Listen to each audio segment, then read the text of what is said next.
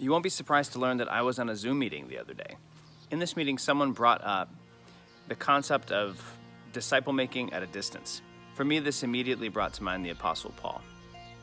When you read the book of Acts and Paul's letters, you notice that he kind of had a multi-phasic approach to making disciples and transforming communities. He would proclaim the announcement that Jesus is king. That was always step one. And then he would help people get started in the way. He uses phrases like rooted and grounded in love, or having learned Christ. He would help these communities coalesce around present experiences of the risen Lord Jesus and help them learn how to obey him in their real lives. So after proclaiming and discipling, he would bounce, he would leave, he would go far away.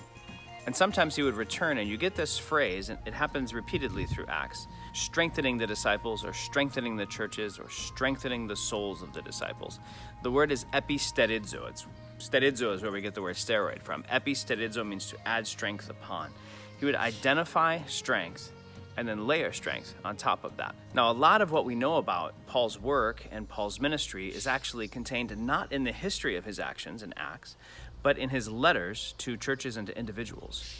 Many of those letters were written from prison, literally from lockdown. Paul, who was really clearly a high context kind of person, he wanted to be with people, he wanted to touch people, he wanted to share space with people, he traveled all the time to be with people. When that wasn't possible, when ministry became low context in high threat, he leveraged his letters.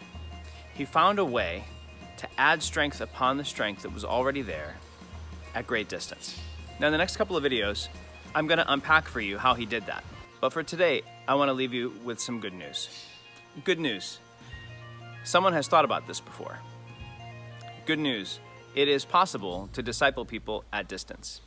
While it is true that there are some parts of the Jesus following journey that can only be done together in physical presence with people, and while it is true that there are some aspects of imparting the Jesus way to people that can only be done in physical presence with people, because we are embodied and God has made us embodied people, there is a lot that you can do at a distance.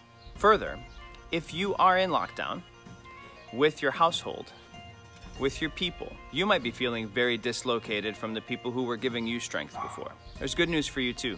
It's possible to grow stronger. It really is, even at distance from the people who gave you strength. So next time we're going to explore the core, the center of actually being and making a disciple, and it might not be what you think.